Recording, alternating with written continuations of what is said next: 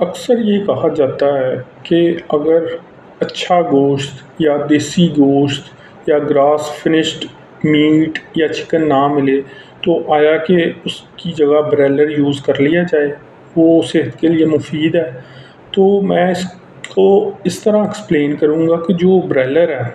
جو خاص طور پر پاکستان میں برائلر پل رہا ہے چکن، وہ ایک تو جی ایم او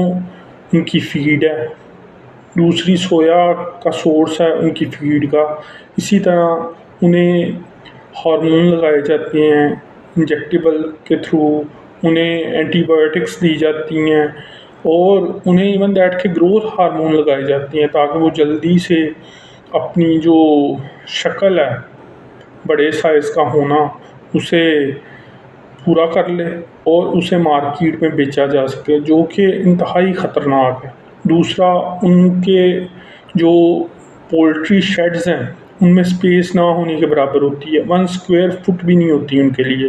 ایک چکن کے لیے یا ایک مرغی کے لیے جسے ہم برائلر کہتے ہیں۔ ایون دیٹ کہ انہیں سن لائٹ نہیں ملتی، تو اس کی وجہ سے وہ اکثر بیمار رہتی ہیں، اور ان کو بیماری سے بچانے کے لیے پھر اینٹی بایوٹکس دیتے ہیں، ہارمونز دیتے ہیں۔ تو یہ صحت کے لیے انسان کی بالکل بھی ٹھیک نہیں ہے،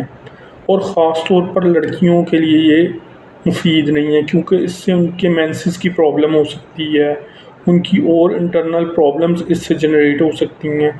تو اگر تو آپ نے برائلر یوز کروانا ہے تو کوشش کریں کہ ہفتے میں صرف ایک دفعہ یوز کروائیں، اور اس میں ان کی سکن بھی شامل ہو۔ جبکہ بہترین تو یہ ہے کہ 2 ہفتے بعد ایک دفعہ یوز کیا جائے اگر آپ کے پاس دیسی یا گراس فنشڈ میٹ یا چکن اویلیبل نہیں ہے، ورنہ تو بہترین ڈائٹ جو بچوں کے لیے بڑوں کے لیے وہ یہی ہے کہ گراس فنشڈ چکن ہو، خاص طور پر جو دیسی مرغیاں ہیں یا جو باہر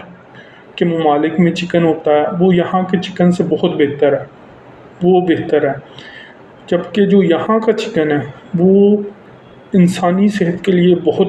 مضر ہے۔ وہ کس طرح سے کہ ایک تو ان کی جو فیڈ ہے، جیسے میں نے پہلے بتایا کہ وہ جی ایم او سورس ہوتا ہے، اس کا سویا سورس ہوتا ہے، وہ ہماری صحت کے لیے بالکل بھی ٹھیک نہیں ہے۔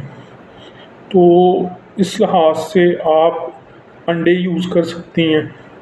اس برائلر چکن سے لاکھ درجے بہتر ہے۔ یا لڑکیوں کو اگر آپ نے یوز کروانا ہے بچیوں کو تو آپ بیف یوز کروا لیں، انڈے یوز کروا لیں، لیکن یہ برائلر چکن یوز نہ کروائیں، یہ ان کی صحت کے لیے بہت زیادہ خطرناک ہے۔